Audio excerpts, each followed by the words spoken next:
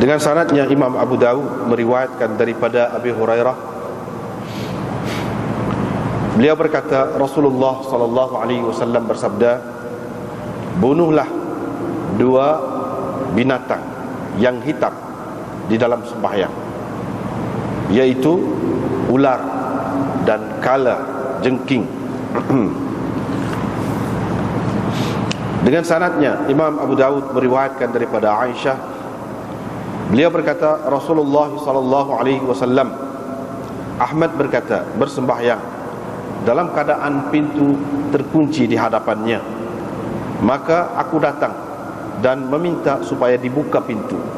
Ahmad berkata, maka Nabi sallallahu alaihi wasallam berjalan lalu membuka pintu untukku, kemudian dia kembali ke musallanya, tempat sembahyangnya. Urwah menyebutkan bahawa pintu berada di sebelah kiblat. Bab raddis salam fi shalah. Ini bab menjawab salam dalam sembahyang. Dengan sanadnya Imam Abu Dawud meriwayatkan daripada Abdullah, beliau berkata, kami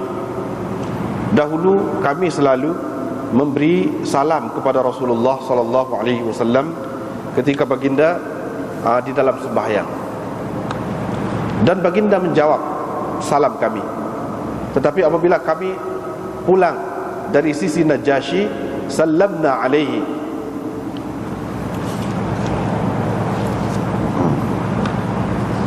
Apabila kami pulang dari sisi Najasyi, kami memberi salam kepada baginda, dan Nabi SAW tidak menjawab salam kami.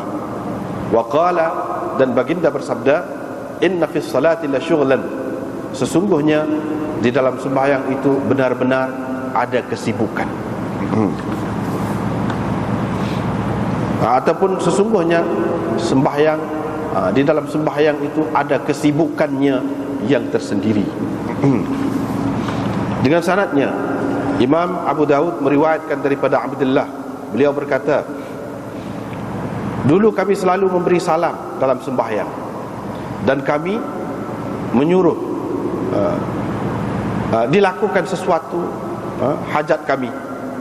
Selepas itu saya datang kepada Rasulullah sallallahu alaihi wasallam ketika baginda bersembahyang, maka saya memberi salam kepadanya.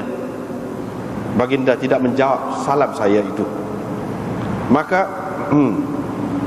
fa akhadhani ma qaduma wa ma hadutha. Maka sedih sangatlah saya dengan tindakan Rasulullah sallallahu alaihi wasallam tidak menjawab salam saya itu.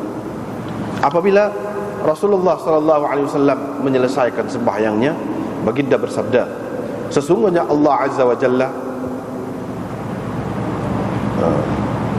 yuhdithu, melakukan ataupun memperbaharui agamanya, memperbaharui urusan agamanya apa yang dikehendakinya. Sesungguhnya Allah Subhanahu wa taala telah memperbaharui hukum bahawa kamu tidak boleh bercakap, bahawa la takallamu, jangan kamu bercakap dalam sembahyang. Selepas itu barulah Nabi sallallahu alaihi wasallam menjawab salamku. Dengan sanadnya Imam Abu Dawud meriwayatkan daripada Ibnu Umar daripada Suhaib bahawa beliau berkata, pernah aku lalu dekat Rasulullah sallallahu alaihi wasallam ketika baginda sedang bersembahyang. Aku pun memberi salam kepadanya. Beliau membalas salamku dengan isyarat. Qala, perawi berkata, yani Laits, saya percaya dia hanya menyebutkan isyarat. Dia hanya menyebutkan isyarat dengan jarinya. Wa hadza, dan ini adalah lafaz hadis Qutaibah. Dengan sanadnya Imam Abu Dawud meriwayatkan daripada Jabir, beliau berkata, Nabiullah sallallahu alaihi wasallam telah menghantar aku ke Banil Mustaliq. Aku pun datang. Selepas itu aku datang kepada baginda ketika baginda sedang bersembahyang di atas untanya. Aku pun bercakap dengannya. Faqala, tetapi beliau mengisyaratkan dengan tangannya kepadaku begini. Kemudian aku bercakap lagi dengan Nabi SAW. Nabi SAW mengisyaratkan dengan tangannya begitu. Aku mendengar Nabi SAW membaca, yakni di dalam sembahyangnya, dan mengisyarat dengan kepalanya, yakni kepada ketika rokok, pada ketika rokok dan sujud itu isyarat dengan kepalanya, dia tunduk. Qala, perawi berkata, yakni Jabir, apabila baginda selesai mengerjakan sembahyang, Nabi SAW berkata, ma fa'alta fil ladzi arsaltuka, apa yang telah engkau lakukan untuk urusan ataupun pekerjaan yang aku suruh engkau lakukan itu. Sesungguhnya tidaklah menegah aku daripada bercakap denganmu, melainkan kerana aku sedang bersembahyang tadi. Dengan sanadnya, Imam Abu Dawud meriwayatkan daripada Abdullah bin Umar, beliau berkata Rasulullah SAW pernah keluar ke Quba, di mana baginda bersembahyang di situ. Qala, perawi berkata, lalu orang-orang Ansar datang dan mereka memberi salam kepada Nabi SAW ketika baginda sedang bersembahyang. Qala, perawi berkata, aku pun bertanya Bilal, yakni Ibnu Umar, aku pun bertanya Bilal, bagaimana engkau lihat Rasulullah SAW menjawab salam mereka itu ketika mereka memberi salam kepadanya dan dia sedang bersembahyang? Qala yaqulu hakadha, Bilal berkata, Nabi SAW mengisyaratkan begini. Ini isyarat gini ya, rendah, maknanya gitulah, gitu. Dia isyarat gitu. Beginilah isyarat. Tangan dia tu ke bawah gitu, bukan gitu, bukan angkat tinggi, gitu saja. Gitu saja, tapak tangannya ke bawah.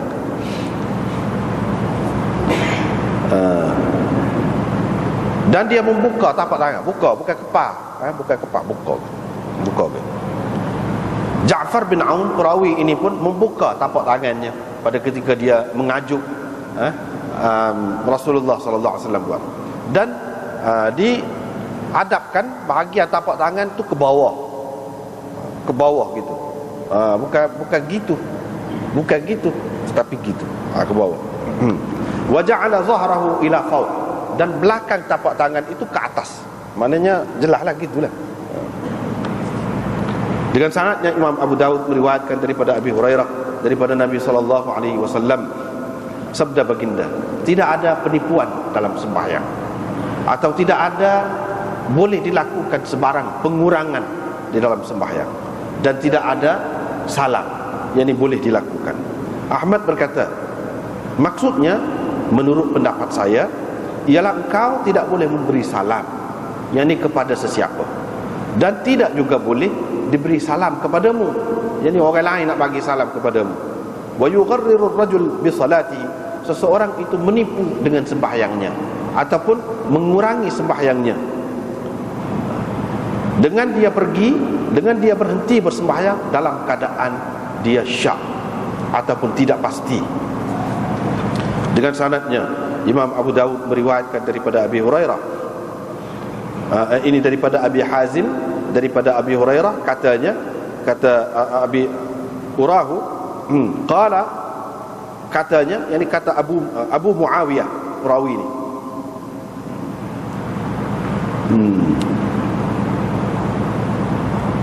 Urahu, saya percaya, rafa'ahu, dia, yakni Sufyan, memarfu'kan hadis ini.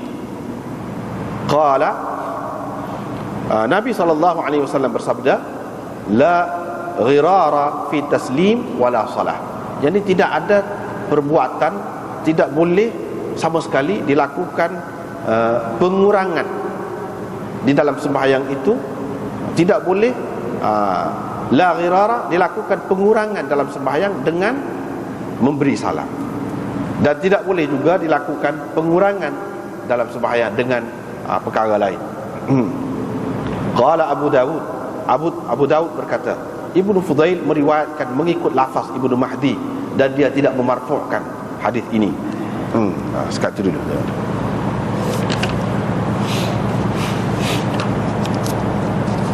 Ini sambung lagi daripada bab yang kita bincang sebelum ni, tak ada habis baru ni. Babul amal fi salah, yang ni gerak-geri dalam sembahyang yang bukan merupakan perbuatan sembahyang.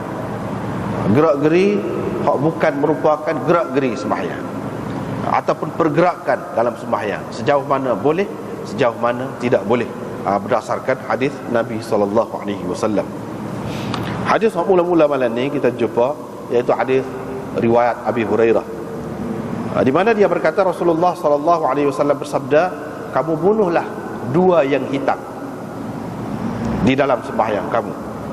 Maksudnya ialah al-hayyah, ular, dan kala. Ini hak hitam itu maksudnya ialah ular dan kala. Jadi hadis ini jadi perbahasan lah di kalangan ulama. Orang yang kata dia pegang dengan zahir hadis ini, dia kata boleh bunuh siapa mati. Itu makna bunuh, bukan sekali pukul. Mana kalau ulama dekat kita, kita jirik kau, ataupun kita pukul dengan apa-apa kau, bukan sekali. Sebab uqtulu, bunuh, dia suruh bunuh. Tidak semesti sekali bahan tu mampu selalu. Kalau tak mampu beberapa kali pun mana boleh, dia suruh bunuh. Dia pegang dengan ni boleh beberapa kali pun, banyak pun. Tidak kata sekali dua dah. Ini yang berpendapat gini Imam Ahmad dan ramai lagi yang lain.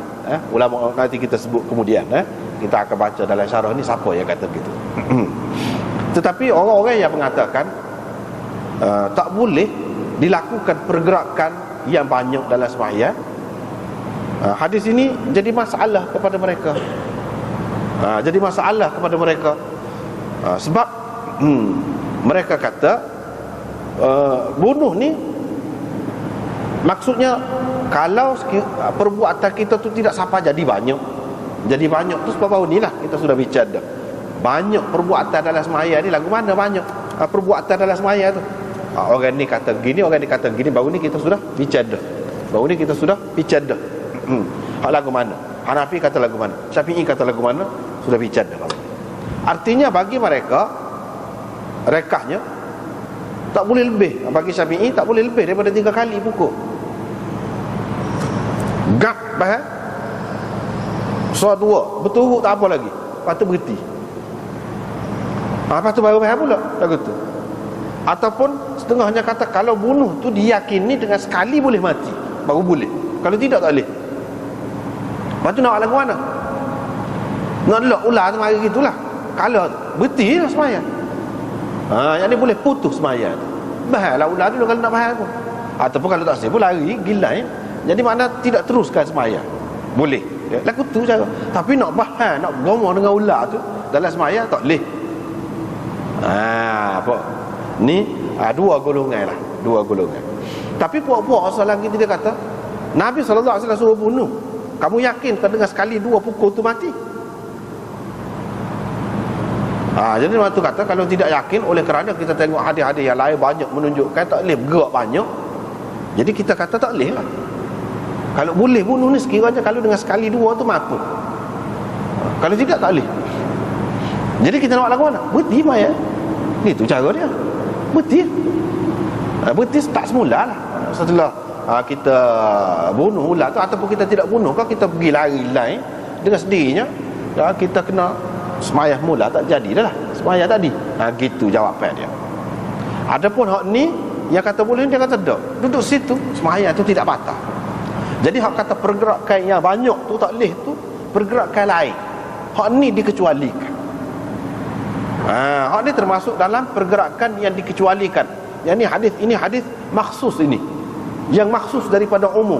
Hak hadis hak sebut tak boleh bergerak, tak boleh banyak gitu gini, itu umum. Umum itu umum, maksus. Dan ada beberapa keadaan yang mana boleh seseorang itu bergerak walaupun banyak. Di antaranya yang dikecualikan hak ni. Dia pakai gitulah hak ni. Baik, kita tengok syarah ni dia nukil daripada Syaukani dalam Nailul Awtar. Syaukani dalam Nailul Awtar. Jadi kita selingan sikitlah sini, selingan sikit sini. Ana sudah sebut dah beberapa kali sebelum pada ni bahawa Syekh Khalil Ahmad ni syarih kepada Abu Daud ni, yang ni pengarang kitab Badlul Majhud ini, dia orang Hanafi. Dia orang bermazhab Hanafi dan kuat berpegang dengan mazhab Hanafi. Tetapi selalu kita tengok dalam syarah ni dia nukil Syaukani. Syaukani ni kepada setengah-setengah orang kita di sini memang tak terima langsung. Dia jebeh lah. Supaya Imam Ibn Taymiyah, Imam Ibn Al-Qayyim juga jebeh. Tak kena lagu tu, tak kena. Itu tidak adil. Tidak sepatutnya begitu. Mereka telah berjasa banyak. Kita cuba kita tengok orang-orang yang alim-alim sungguh ni macam Khalil Ahmad, dia mazhab Hanafi, tapi dia terima, dia ambil, dia petik. Sebab dia ni ahli sunnah lagi ke mana-mana pun. Yang orang duduk marah ke dia, orang tempat kita ni jadi marah sangat ni ke dia ni sebab apa? Di antaranya pendapat dia kata tidak perlu terikat dengan mazhab. Hak tu yang orang marah tu. Mana-mana pun kalau sahih yang betul jelas kita boleh ikut, kata dia, asalkan kuat dalil dia. Itu ya dia orang kita marah sangat tu. Lepas tu dia kata taklid taklid hanya boleh ittiba'. Taklid tak boleh, hanya boleh ittiba'. Dalam kitab dia Al-Qaulul Mufid, bahkan dia mari dalam kitab tu imam-imam besar ni pun larang taklid. Pasal dengar saja orang royak, lepas tu tidak cuba nak tahu dalil orang royak. Maknanya demo ni dia nak pergi nak ajak orang bawa kepada hadis dan Quran. Jadi kalau kita ngaji apa-apa misalnya, boleh kita buat gini, mana hadis? Gitu.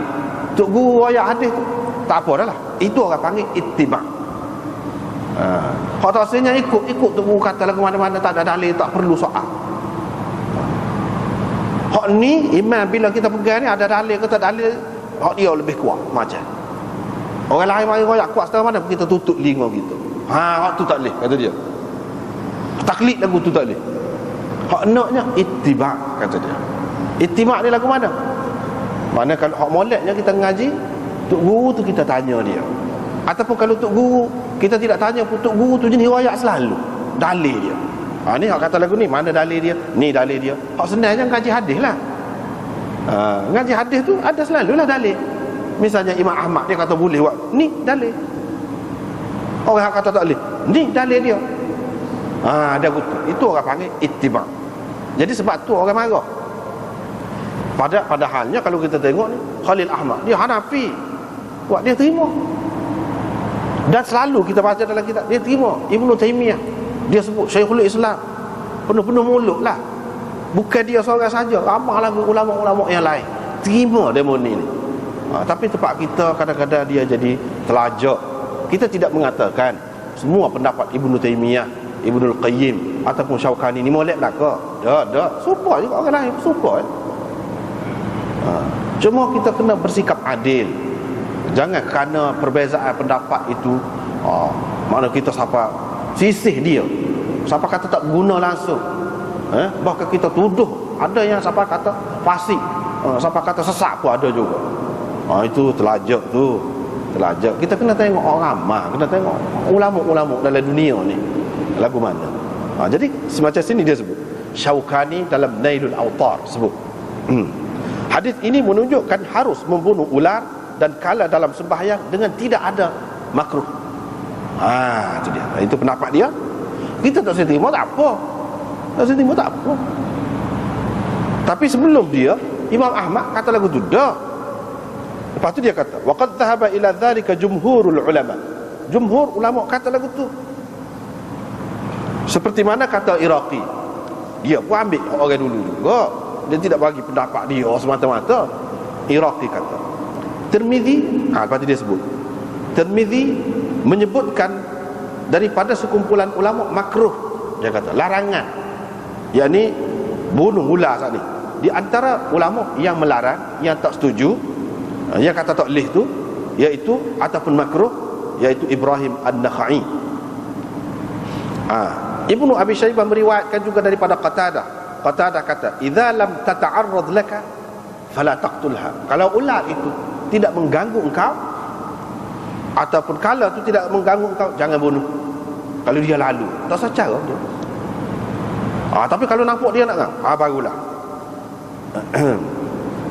Orang-orang yang tak sah terima hadis ini, dia kata tak leh tu, orang-orang yang kata tak leh tu bergerak banyak tadi, dia kata kalau sampai ke peringkat bergerak banyak orang tak leh tu. Sebab apa?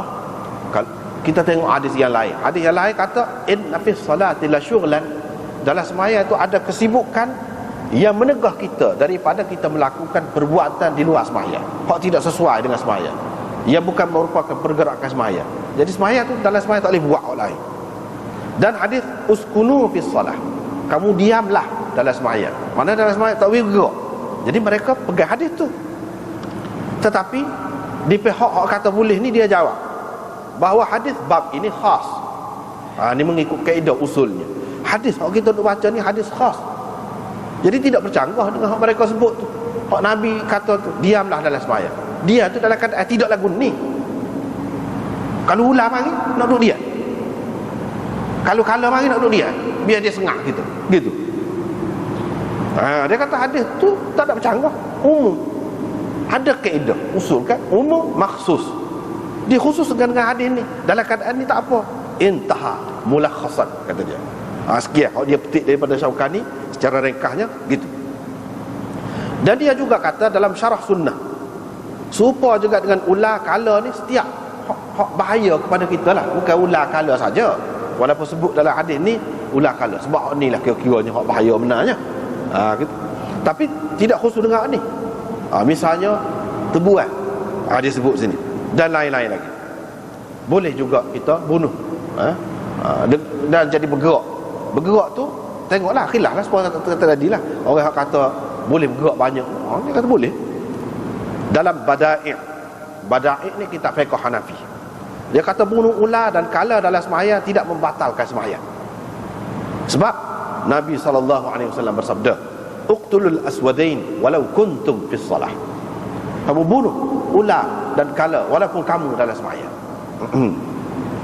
Dan diriwayatkan bahawa ada kala sengak Nabi SAW dalam sembahyang.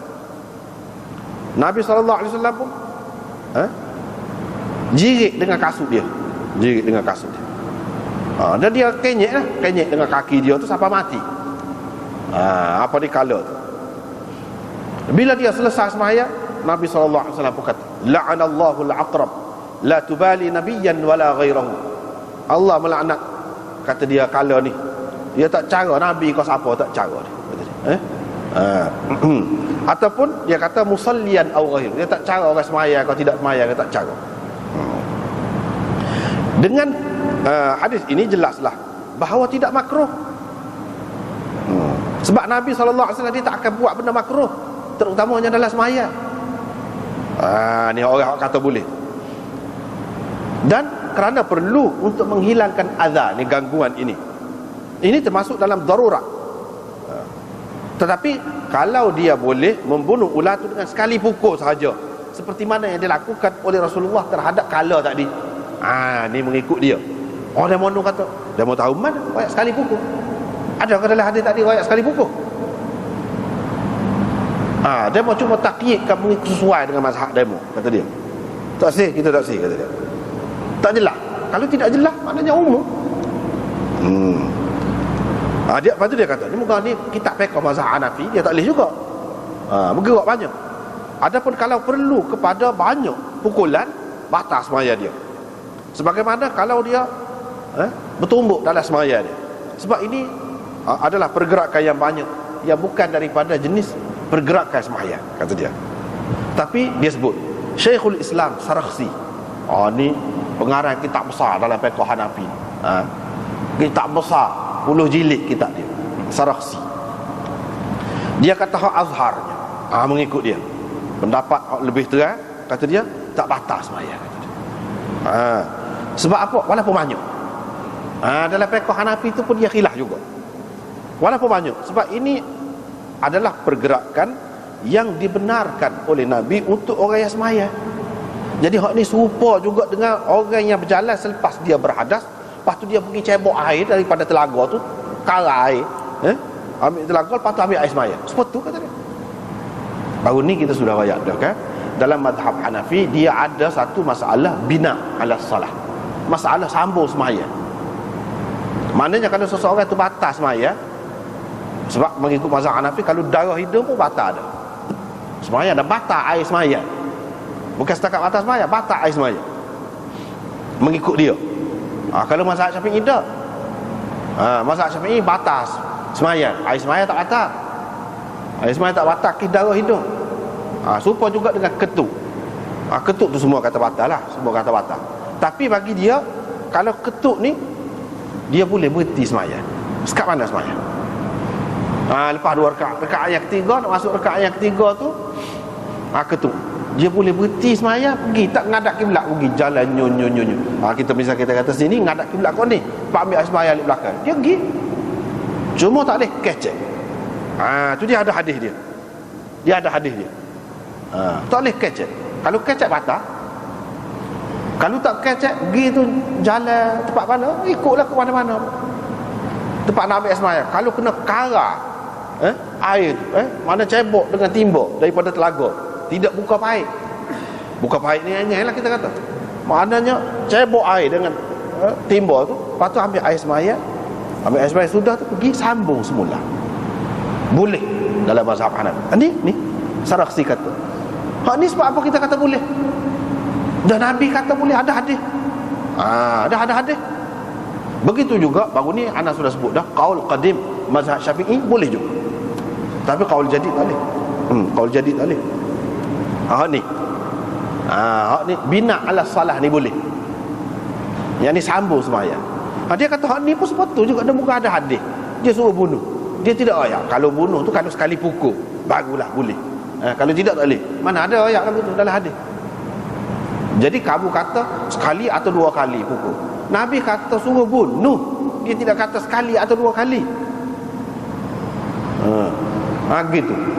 Dan semaya ini tidak molek kita nak potong tak 1 kali. Nak batal tak 1 kali, mudah-mudah tak boleh. Nabi SAW tidak ajar kita lagu tu. Sahabat-sahabat tidak ajar kita lagu tu. Ini kata Imam Ahmad. Tengok, kalau tukar tu iman. Tukar tu iman. Saya nak bakar semaya, Nabi SAW bagi sambung. Orang lain ikut dia. Tengok. Tak ada kata mufarakah ke, batas semaya ke, berhenti ke. Tak ada. Saya nak Umar kena tikar semaya subuh, rebah. Dia pun pegang tangan Abdul Rahman bin Auf, pergi jadi tu iman. Abdul Rahman bin Auf pun sambung semaya dia. Orang lain belakang tu pun tidak kata batas semaya dia. Tak ada. Dengan sebab ni mesti kalau kena tikar luka banyak, darah ke apa. Inilah bagi orang yang mengatakan darah tu tidak batal semaya. Tu saya nak Umar, mestilah belum orang darah situ. Mana tak cara, tak ada sebenarnya sebut pun. Bahkan dia pegang tangan, tentu sekali tangan dia pun berlumuran darah. Dia pegang Abdul Rahman bin Auf tu, suruh jadi tu iman. Abdul Rahman bin Auf pun jadi tu iman. Orang halik belakang tu tak ada kata batas semaya. Mana tak boleh mudah-mudah batas semaya ni. Tak boleh mudah-mudah. Jadi kerana benda-benda lagu ni pun ada jalan dia, boleh kata dia. Mana saya kalau bergerak banyak pun, jadi siapa macam ini kalau mengikut mazhab Ahmad lah, dan mengikut Sarakhsi ni dia kata tak apa. Sarakhsi tak apa.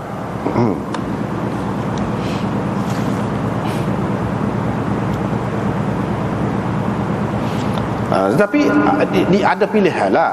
Memanglah kalau mazhab Syafi'i, mazhab Hanafi, hak ramai-ramai ni, dia kata kalau siapa pergerakan banyak berhenti, kena start mula semaya. Itu pendapat dia. Benda khilaf.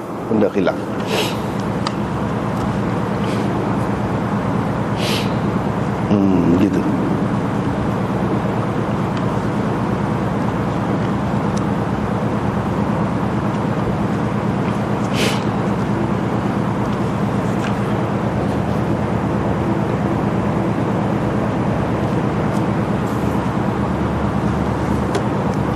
Lepas tu tak apalah. Riwayat daripada Urwah bin Zubair. Sebab itulah ramai ulama mengatakan Imam Abu Daud ni dia Hambali. Itu tubik buah Hambali ni. Dia bermazhab Ahmad. Sebab apa semua kali nak mari hadis banyak lebak alik hak menyokong mazhab Ahmad. Tengok ni. Dia mari lagi tu. Walaupun dia ada juga orang mari hak lain, tapi kalau kita nak bandingkan dengan hak lain, lebih banyak menunjukkan dia lebih setuju hak tu. Sebab itu ada orang yang ramai lah mengatakan dia ni bermazhab Ahmad. Tapi ada juga yang mengatakan tidak, cuma kebetulan serupa. Sebab ada banyak juga yang dia tidak serupa dengan mazhab Ahmad. Tidak serupa dengan mazhab Ahmad. Ada juga yang kata gitu. Misalnya hak seterusnya, riwayat daripada Urwah bin Az-Zubair daripada Aisyah. Dia kata Nabi SAW bila semaya, dia tutup pintu di rumah dia. Bila aku pergi, aku minta buka lah pintu, nak masuk dalam rumah. Dia pun jalan, tengah semaya, jalan pergi buka pintu. Lepas tu dia pun undur balik sebab dia semaya. Jadi orang hak ni hak kata memang boleh jalan, kata dia, tapi jalan 2 langkah berhenti, 2 langkah berhenti, gitu. Tak boleh betul-betul 3 langkah gitu, ataupun pergi jalan betul gitu, tak boleh. Dia kata, tapi orang mazhab Ahmad ni tengok, qala Ahmad sendiri beriwayatkan, Imam Ahmad sendiri beriwayatkan. Dia kata tak ada sebut Nabi jalan pelik daripada hak sekala. Jalan jakit-jakit gitu tak ada sebut. So hadis pun tak ada sebut, kata dia. Macam mana kita kata mesti jalan lagu tu ya? Dia kata jalan biasa, mana boleh? Boleh. Lepas tu orang kata hak ni semaya sunnah. Ya, semaya sunnah serupa ya dengan semaya fardu. Hak semaya fardu baru ni kita sudah ayat dah kan. Abu Bakrah tu orang duduk rokok, dia siapa lewat, dia pun rokok alik belakang lagi. Waktu bila rokok tu dia jalan lagi, masuk dalam saf. Bila sudah semaya, Nabi SAW doa ke dia, bukan kata tak boleh, doa, zadakallahu hirsan wala ta'ud, ataupun wala tu'id. Dia pegang hak tu, hadis dalam Bukhari ke apa ada, dia pegang. Jadi semoga Allah menambahkan lagi kegemaran ataupun keinginan kamu untuk melakukan taat ini. Sebab apa dia buat begitu, dia nak widal lah rakaat yang pertama tu dengan tu imam. Ada kelebihan dia sendiri. Kalau tak ada, kurang. Supaya juga kalau dah takbir sekali dengan tu imam, itu lebih. Kalau tak ada, kurang sikit. Jadi itu makna kehendak dia tu molek. Nabi SAW doakan semoga bertambah lagi. Wala ta'ud, tapi jangan buat, jangan ulang, dia kata. Jangan ulang, boleh buat lagu tu. Kalau kita kata wala ta'ud, jangan ulang, jangan buat lagi. Jadi setengah orang kata, tengok Nabi kata jangan ulang tu, mana tak boleh lah tu. Tak boleh, kita tahu dah. Tak boleh tu tidak semesti hak Nabi larang ni maknanya siapa batal, mana haram, menunjukkan tak sah. Kalau tak sah mesti Nabi kata hak tadi muslimah mayam mula. Ada kata-kata tu? Tak ada. Bila tak ada, menunjukkan semaya tadi sah, cuma tak molek. Kadang-kadang nahi itu nahi tanzihi, bukan tahrimi. Mana hak molek? Kalau nak kira hak molek, tak usah buat lagu tu lah. Itu kalau kita pakai riwayat kata la ta'ud. Tapi kalau kita pakai riwayat kata la tu'id, jangan ulang. Yang ni tak payah ulang semula semaya, tak payah semaya semula pada waktu tu lagu tu. Itu di antara pegangan mereka. Lepas pada tu kalau kita tanya lah, lepas tu molek kau buat lagu tu. Kalau kita tengok orang tu jalan mari, orang ni jadi mana bebas lah nampaknya. Semua kata hak lebih moleknya duduk tenang dalam sembahyang, nampak khusyuk, itulah hak moleknya. Tapi jika perlu, boleh lagu ni. Bahkan tidak salah kalau seseorang itu untuk mendapat kelebihan, misalnya macam Abu Bakrah sana, dia kadang nak dapat kelebihan dalam sembahyang, dia buat lagu tu tak salah. Sebab apa? Nabi doa, Nabi tak akan doa atas benda yang salah. Dia buat ikut tu lah. Cumanya tak molek lah, jangan dibuat kebiasaan. Hak moleknya pergi awal lah, biar ada sekali dengan tu imam takbir ke apa, tu lah moleknya. Semua kata lagu tu, cumanya dari segi cara berjalan, lepas tu perbuatan tu sampai batal ke tidak, itu yang jadi khilafnya. Dari segi hak lebih molek tu, semua kata lebih molek kalau tidak bergerak lagu tu.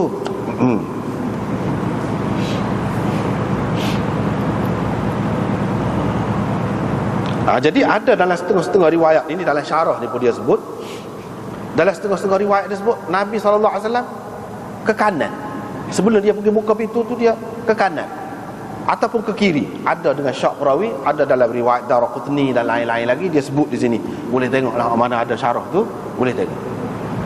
Jadi hak zahir tadi kita tengok ni riwayat Abu Daud ni, dia pun berjalan pergi, macam berjalan betul gitu sampai pintu tu. Tapi ada pula riwayat yang lain mana dia sembahyang tu tidak betul-betul menghadap pintu. Sama ada pintu tu di sebelah kiri dia sikit ataupun di sebelah kanan. Mana dia berjalan tu dia tak boleh pergi betul. Kalau pergi betul, jauh lah nak buka pintu tu, nyelok pintu tu. Sebab pintu tu kita kata duduk kanan. Mana nak rayak boleh kita ni kesok ke kanan, lepas tu berjalan pergi, ataupun pergi lepas tu kesok kanan. Kalau pintu tu alik kiri, kesok kiri, barulah mudah nak buka. Kalau tidak jadi jungal lagu tu lah pula. Itu tak boleh. Kena jungal lagu tu. Ini maknanya boleh. Tidak kita kata tak boleh. Hak betul baru boleh. Kalau tak betul pun kena kesok kanan. Cumanya jangan lari dada ni daripada kiblat. Itu kena tetaplah. Dada tetap menghadap kiblat. Jangan palinglah. Kalau kes seperti ini. Kalau hundur ke belakang, lagu tu juga boleh hundur buka. Jangan pusing ke belakang. Jangan pusing ke belakang. Hundur pun boleh. Jadi setengah-setengah ulama dia kata ni kalau sembahyang sunat, sebab Nabi SAW buka pintu ni pintu rumah. Hak dia sembahyang di rumah, dia sembahyang sunat. Iyalah tak apalah hak tu. Tapi Imam Ahmad kata sembahyang dia serupa. Kalau suruh dia, kalau tak boleh kecek tu, tak boleh kecek belakang, dan sembahyang sunat, sembahyang fardu pun serupa lah. Jadi begitu juga kalau pergerakan dalam sembahyang sunat boleh, dalam sembahyang fardu pun boleh. Dia buat ikut tu lah. Orang hak kata tak boleh, tak boleh. Lepas tu hak ni dia dia tak boleh lah. Boleh jadi hak ni ketika boleh lagi pergerakan yang banyak. Dan hak ni hak sembahyang sunat beza sembahyang sunat dengan sembahyang fardu. Tapi sembahyang fardu tidak semudah itu. Tapi kita tengok Imam Ahmad buat mari hak ketika sembahyang fardu tu, Nabi SAW duduk jalan, naik pakatan mimbar. Lepas tu dia turun pula undur. Sekurang-kurangnya kata dia nak menunjukkan harus. Sekurang-kurang menunjukkan harus. Dan baru ni kita sudah jumpa Nabi SAW akak tu atas bahu dia, tu atas belakang dia, dukung Umamah. Ini pergerakan yang banyak. Sebab tu kita kata sini nampaknya lebih kuat kepada mazhab Ahmad. Orang-orang yang kata Abu Daud dia bermazhab Ahmad, inilah di antara dalil mereka.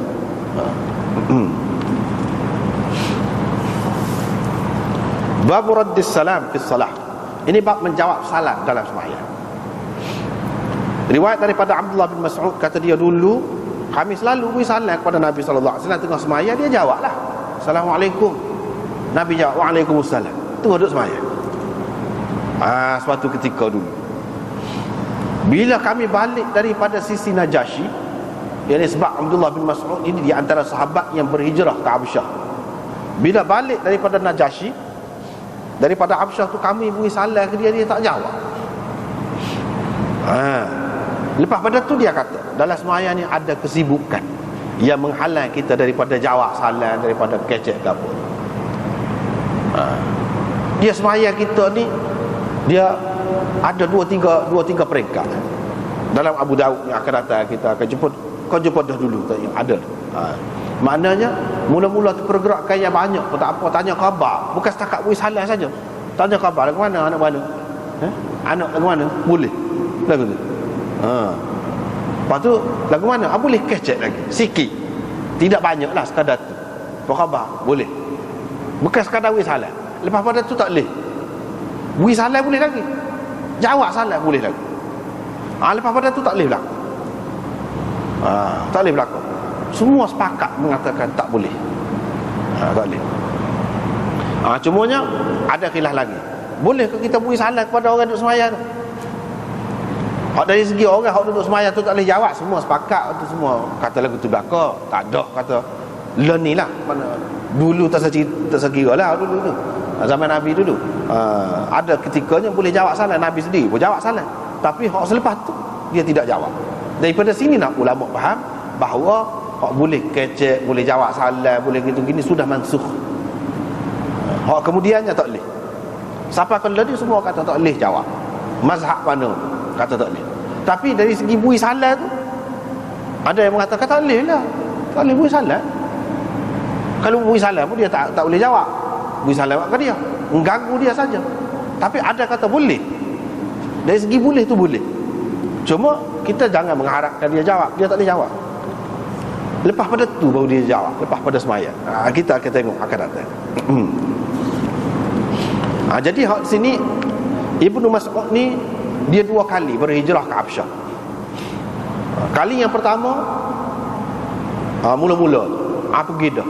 Lepas pada tu bunyi khabar kata ramai orang kafir Quraisy masuk Islam. Puak-puak dia pun bukan semua juga, sebahagiannya balik mari tengok tak betul cerita tu. Bahkan kau teruk lagi kena buat nyanyi orang Islam. Lepas pada tu pergi pula orang-orang Islam ni mana-mana pernah berhijrah tu pergi pula ke Habsyah. Jadi ulama bahan ni hak dia kata ni, kami dulu beri salam ke Nabi ketika dia duduk tengah sembahyang, Nabi jawab. Lepas tu bila kami balik tu, kami beri salam, balik tu balik hak mana? Tu ada 2 pendapat. Ada yang mengatakan Ibnu Mas'ud ni balik sebelum perang Badar sikit. Ketika Nabi SAW duduk siap-siap nak pergi perang Badar. Sebab dia ni ahli Badar. Maknanya dia balik pada ketika tu. Dan pada ketika itulah diperintahkan supaya dia dalam sembahyang. Tak boleh jangan salah ke apa. Wa qumu lillahi qanitin. Hendaklah kamu berdiri mengerjakan sembahyang dalam keadaan senyap, tak kecek orang luar. Itu salah satu makna dia lah. Selain daripada tu qanitin, makna dia dalam keadaan senyap, tidak bergerak-gerak. Yang ini dengan pergerakan yang lain daripada pergerakan sembahyang lah. Tu. Di situ mereka kata, sebab apa? Wa qumu lillahi qanitin itu ayat madaniyah. Dia pegang tu. Pada ketika itulah Nabi SAW tak jawab ni. Sebelum masa di Mekah jawab lagi. Semasa sembahyang di Mekah tu jawab lagi salam dalam sembahyang. Jadi kalau berdasarkan ayat itu ayat madaniyah. Bila ayat madaniyah tentu di Madinah. Maknanya ni cerita di Madinah, Nabi SAW tak jawab salam. Tapi ada pula yang mengatakan tidak. Sebab apa? Menunjukkan Nabi SAW ni jumpa dengan jin, apa macam-macam. Riwayat Ibnu Mas'ud itu menunjukkan bahawa dia dah dengan Nabi ni semasa di Mekah ni, cerita di Mekah ni. Pada ketika dia balik kali yang pertama, ketika tu sudah mansuh dah. Itu ada 2 pendapat lah. Tetapi yang lebih kuatnya ialah hak yang kedua. Mana ketika di Mekah tu masih lagi khilaf lagi. Jadi hak ni maksud balik kali yang kedua. Hak Nabi SAW tidak jawab ni. Hak kali yang kedua ni, yang ni pada ketika di Madinah, hak ni boleh katakan semua terimalah. Orang hak kata dulu tu ialah, hak kata kemudian dia tak terimalah hak dulu. Tapi kalau hak kemudian ni tentulah hak kata dulu tu lebih-lebih lagi lah dia terima.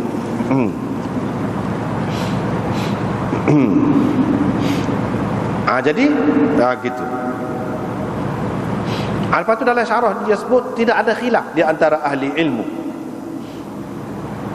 Ni tak apa. Sebelum pada tu dia kata hadis ini menunjukkan bahawa haram jawab salam dalam sembahyang. Begitu juga hadis ini menunjukkan bahawa tidak boleh bercakap dalam sembahyang. Setara salam tu padahal ada juga assalamu alayka ayuhan nabi, ada juga assalamu alayna, ada juga dalam sembahyang tu. Mana perkataan salam tu ada juga. Cuma salam hak luar dia tak ada, serupa dengan hak luar dia tak ada. Assalamualaikum. Hak tu tak ada. Tetapi pada umumnya, secara umumnya salam tu masih ada juga dalam sembahyang. Mana sesuatu yang tidak bercanggah juga dengan sembahyang. Setara tu pun tak boleh. Setara tu pun tak boleh. Sekadar hak disuruh boleh tak? Assalamualaikum ayuhan nabi, assalamu alayna wa ala ibadillah. Hak tu boleh.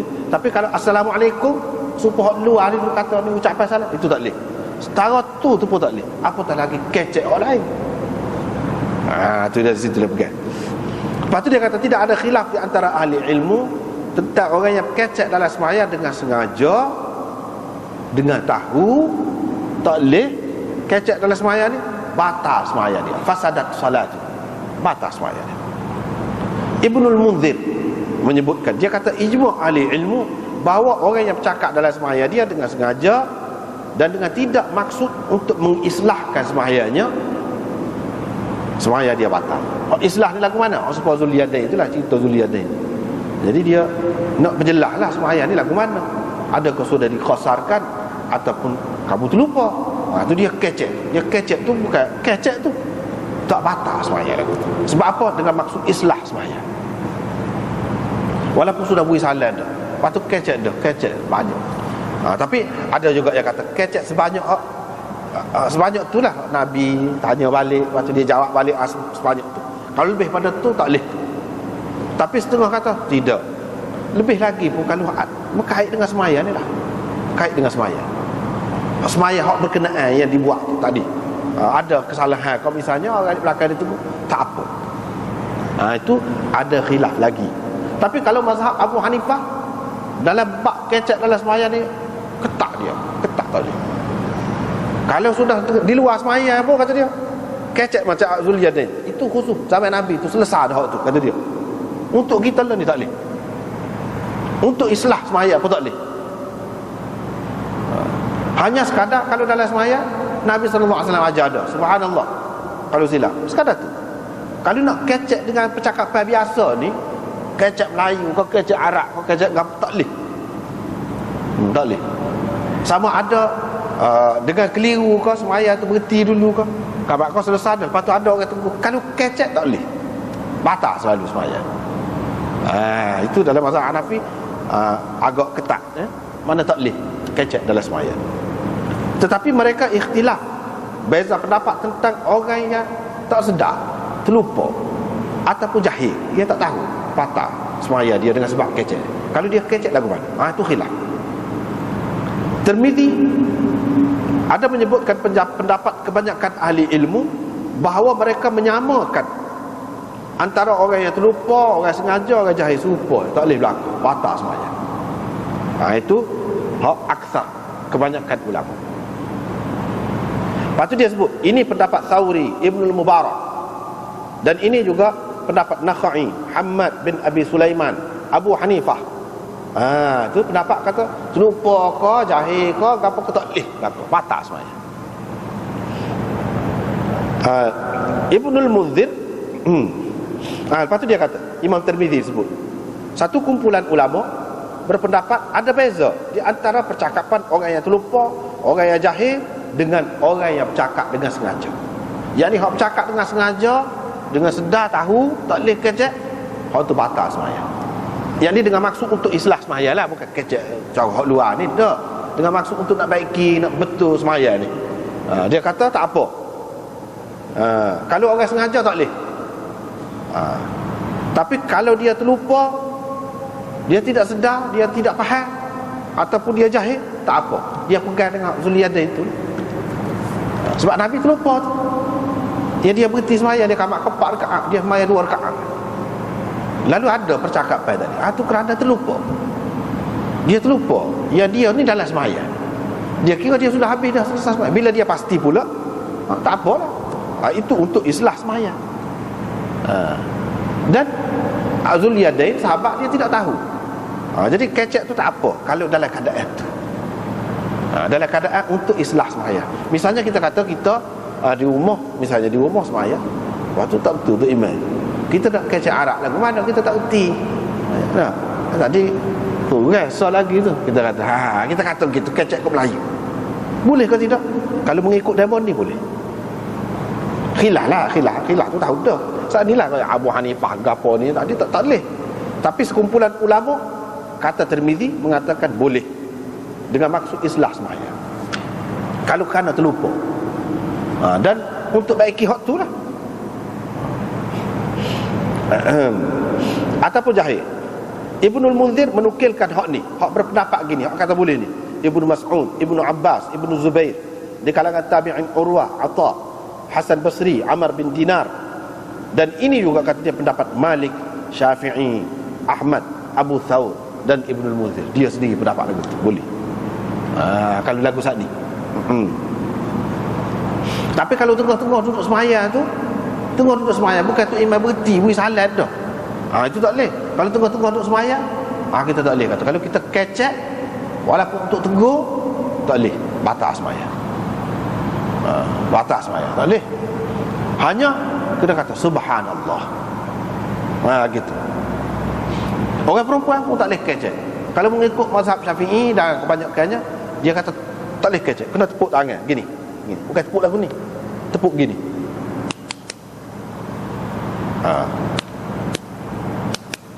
Gitu misalnya. Ada perbezaan lah pula. Orang kata tak boleh banyak kali tu, dia kata tak boleh sekat dua lah, berturut-turut tu. Tapi orang kata boleh banyak, tak apalah. Tapi Imam Malik kata tak boleh, perempuan pun tak boleh tepuk, tak boleh tepuk lagu tu. Perempuan pun kalau nak tegur subhanallah juga, dia kata lagu tu. Itu pendapat Imam Malik. Mana tak ada tepuk-tepuk ni, tak sesuai dalam semayang kata dia nak tepuk-tepuk lagu ni. Lepas tu ada hadis tu dia takwil lah, dia takwil lagu lain. Jadi hak kata lagu ni, Imam Nawawi kata hak ni dalam syarah Muslim, dia kata jumhur ulama kata boleh kalau untuk Islah. Kalau sekiranya sudah berhenti semayang saat ni dalam keadaan terlupa tu iman, lepas tu jadi kecek. Kecek tu dengan maksud nak baiki semayang, tak apa, tak batal, boleh sambung lagi. Boleh sambung lagi. Lepas tu tak apalah. Lain-lain tu dari segi dalil masing-masing lah. Lepas pada tu hak Ibnu Mas'ud lagi nampaknya kita kena berhenti sekat tu dulu. Masa tak lagi dah, sebab kalau bincang pun jadi panjang juga. Jadi kita akan sambung pula lah hari ni, minggu depan insya-Allah. Tak ada apa-apa. Wallahu a'lam.